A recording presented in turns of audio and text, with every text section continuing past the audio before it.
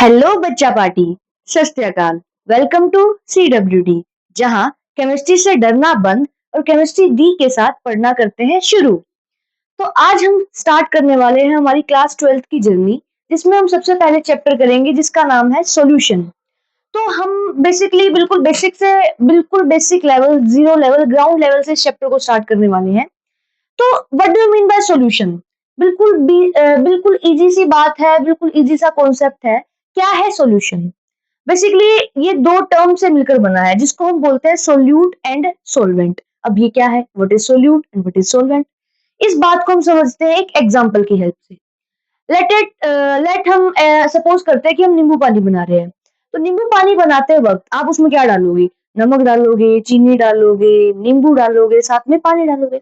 लेकिन सबसे ज्यादा जो एक्सेस अमाउंट में प्रेजेंट होगा, वो आपका क्या कहलाता है? सोलवेंट। तो नींबू पानी के अंदर जो पानी है वो क्या कहलाएगा? आपका सोलवेंट। और जो बाकी सब है, सोल्ट हो गया, शुगर हो गई, लेमन हो गया, तो ये जो सारी चीजें ये क्या कहलाएंगी? आपकी सोल्यूट। ऐसे ही अब जो सॉल्यूशन है, या मैं कहूँ सॉल्यूशन में जो मिक्सचर है, वो होते हैं दो टाइप के। एक होता है मिक्सचर और एक होता है हेट्रोजीनियस मिक्सचर।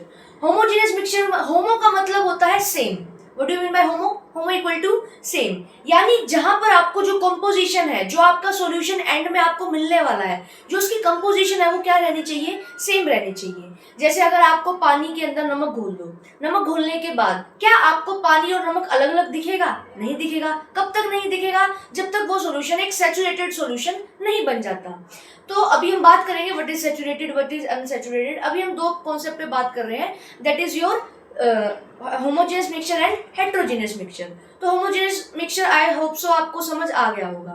हेट्रोजेनियस मिक्सचर क्या होता है? जहां पर आपको यूनिफॉर्म कंपोजिशन नहीं मिलेगी at the end of the result.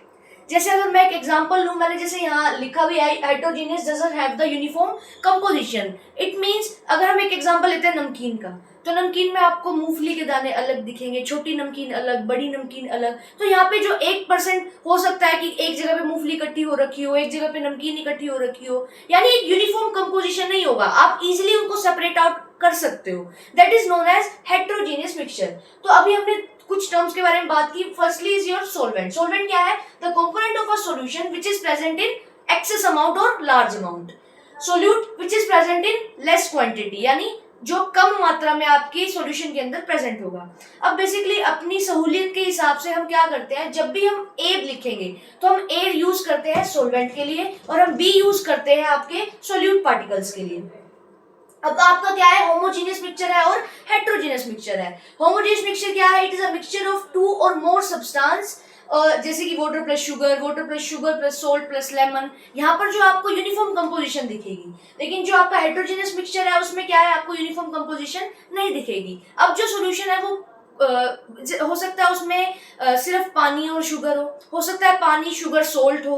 तो अगर आपके दो होंगे, दो कंपोनेंट होंगे, तो उसको हम बोलते हैं बाइनरी सॉल्यूशन। तीन कंपोनेंट होंगे तो टर्सनरी या टर्नरी सॉल्यूशन। नेक्स्ट है, अगर आपका 4 कंपोनेंट होंगे तो हम उसको बोलते हैं क्वाटनरी सॉल्यूशंस। अब हम कैसे डिसाइड करेंगे कि जो आपका सोलवेंट है या आपका जो बेसिकली आपको जो सॉल्यूशन मिलने वाला है उसकी फिजिकल स्टेट कैसी होगी? जैसे एग्जांपल के साथ समझते हैं। अगर आपने नींबू पानी बनाया तो उसमें नमक डाला, उसमें चीनी भी डाली, उसमें नींबू भी डाला और उसमें पानी भी डाला, तो जो एक्सेस अमाउंट में, या मैं साइंस की लैंग्वेज में कहूं एक्सेस अमाउंट मतलब जो सोलवेंट फेस होगा, वही आपका अल्टीमेटली आपका कौन सा फेस होगा? सॉल्यूशन का फेस होगा। जैसे हम एग्जांपल से कहते हैं, जैसे अभी आपको नींबू पानी का एग्जांपल दिया, तो नींबू पानी में पानी के अमाउंट क्या है? ज्यादा। तो अल्टीमेटली आपको सॉल्यूशन जो फेस मिलेगा वो भी कैसा मिलेगा? लिक्विड फेस में मिलेगा।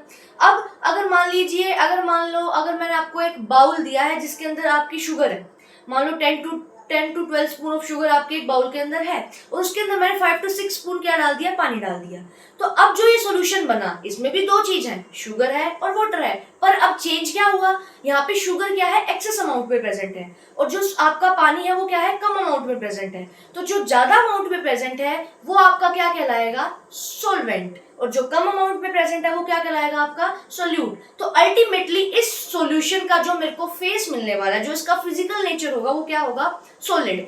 तो इसी तरीके से हम इसको कैटेगराइज कर सकते हैं थ्री टाइप्स में। सॉलिड हो सकता है, लिक्विड हो सकता है और गैस हो सकता है। तो सॉलिड, गैस एंड लिक्विड, जो हमें इस चैप्टर में डिटेल में पढ़ना है वो है आपका लिक्विड सॉल्यूशन के बारे में। अभी हम एक एक करके पढ़ते हैं। सबसे पहले हमारा एग्जांपल क्या है, गैसियस सॉल्यूशन। गैसियस सॉल्यूशन का मतलब क्या, कि यहाँ पे हमारा जो सॉल्वेंट होगा वो फिक्स है। What is that, that is gas. अगर मैं लिक्विड सॉल्यूशन की बात करूं तो अब यहाँ पे सॉल्वेंट क्या होगा, लिक्विड। और अगर मैं सॉलिड सॉल्यूशन की बात करूं तो अब यहाँ पे जो सॉल्वेंट होगा वो क्या होगा, आपका सॉलिड। तो हम इन एक एक करके इनके बारे में पढ़ते हैं धीरे से। तो देखते हैं सोल्यूट प्लस सोलवेंट। अब क्या है यहाँ पे, आपका सोलवेंट फेस हमेशा क्या रहेगा, गैस, गैस एंड गैस। एक बार सॉलिड, एक बार लिक्विड, एक बार जो गैस है वो सोल्यूट फेस में आएगा। तो सॉलिड इन गैस वाला जो एग्जांपल है वो आपका है कैम्फर इन नाइट्रोजन गैस। जब आप कैम्फर को नाइट्रोजन गैस में डिसोल्व करते हो तो आपको एक व्हाइट व्हाइट सा धुआं दिखता है।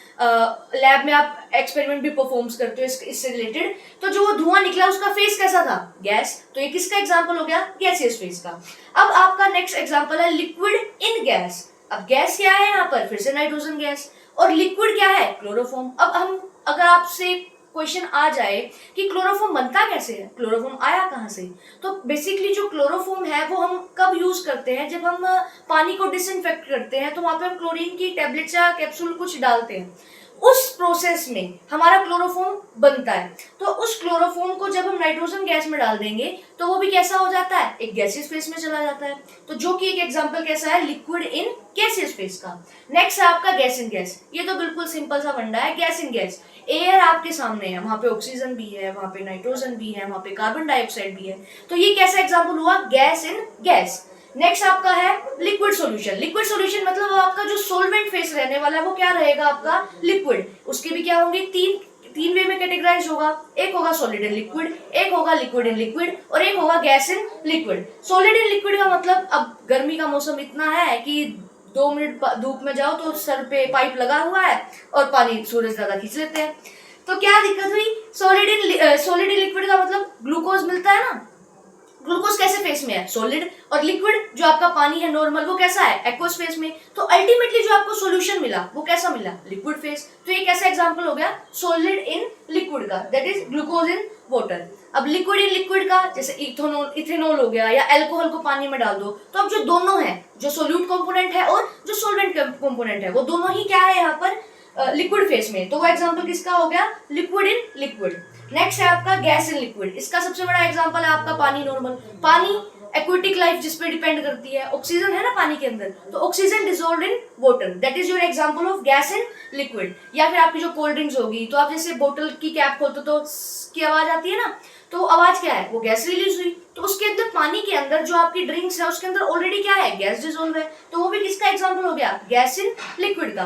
लास्ट जो हमारा फेस आता है वो क्या है, सॉलिड सॉल्यूशन। अब हमेशा ये नहीं है कि जो आपका सॉल्यूशन होगा हमेशा लिक्विड ही होगा, वो हो सकता है गैस हो, वो हो सकता है सॉलिड हो, वो हो सकता है लिक्विड। तो सॉलिड का कुछ जनरल से एग्जांपल है जिनको हम एलॉय भी बोलते हैं। एलॉय क्या होता है, दो मेटल का कंपोजिशन है, मिक्सचर ऑफ 2 मेटल्स कह सकते हो आप। तो जैसे ब्रास है, जो ब्रास के वेसल्स आपने देखे होंगे, तो वो क्या होता है, कॉपर और जिंक से दोनों के मिक्सचर से बन के मिलता है। ये तो नहीं आप ब्रास के वेसल में आपको एक जगह कॉपर दिख रहा होगा, एक जगह जिंक, ऐसा थोड़ी होता है। होता क्या है कि एक परफेक्ट कंपोजिशन में आपको एक ब्रास का वेसल दिया जाएगा जो कि एक मिक्सचर किसका है, 2 मेटल्स का, that is copper and zinc. Similarly आपके ब्रोंज के, जो पहले तो सिक्के भी आपके ब्रोंज के होते थे, वो किस किस से बनते हैं, कॉपर और टिन से। तो ये आपका क्या हो गया, आपका एलॉयज। तो यहाँ पे क्या है, सॉलिड इन सॉलिड का एग्जांपल क्या है, ज्वेलरी। सबसे बड़ा ऑर्नामेंटल फील्ड में इसका यूज किया जाता है। जैसे आपने सुना होगा 9 कैरेट की ज्वेलरी, 22 कैरेट, 24 कैरेट। जो प्योर गोल्ड होता है उसकी ज्वेलरी बन ही नहीं सकती। तो क्या होता है, जो ज्वेलर्स होते हैं उसमें कुछ ना कुछ कॉपर की एडिशन करते हैं, कॉपर को ऐड करते हैं ताकि वो इजीली ज्वेलरी को फॉर्म कर पाए। तो कॉपर को अगर हम गोल्ड में डाल रहे हैं, यानी सॉलिड को फिर से सॉलिड फेस में डाला जा रहा है, तो उसके बाद ज्वेलरी आपकी बन जाएगी। तो किसका एग्जांपल हुआ, सॉलिड सॉल्यूशन का। नेक्स्ट है आपको liquid in solid. Liquid in solid के लिए एक सबसे बिल्कुल बेसिक सा एग्जांपल है एमलगम विद सोडियम। अब व्हाट इज एमलगम, एमलगम क्या है, कोई एक मरकरी होनी चाहिए मेटल और साथ में कुछ भी रिएक्ट किए तो वो क्या फॉर्म करता है, हमेशा अमलगम। तो अमलगम को अगर हम सोडियम के साथ रिएक्ट कर देते हैं तो वो आपका किस फेस में हो जाता है, सॉलिड फेस में। नेक्स्ट क्या है आपका, गैस इन सॉलिड। जो आपका ये लैब में रिसर्च वर्क में यूज होता है कि जब हाइड्रोजन गैस को पैलिडियम में डाल दिया जाता है, हाइड्रोजन के जो मॉलिक्यूल्स है उसको पैलिडियम के साथ रिएक्ट किया जाता है, तो वहां पे क्या है, वो उसको एब्जॉर्ब कर लेती है और बिल्कुल जो है ना, एक मजेदार वाली बात कि जो एट रूम टेम्परेचर जो पैलिडियम होता है वो अपने से 900 टाइम्स ज्यादा हाइड्रोजन को अपने अंदर क्या कर सकता है, एब्जॉर्ब कर सकता है।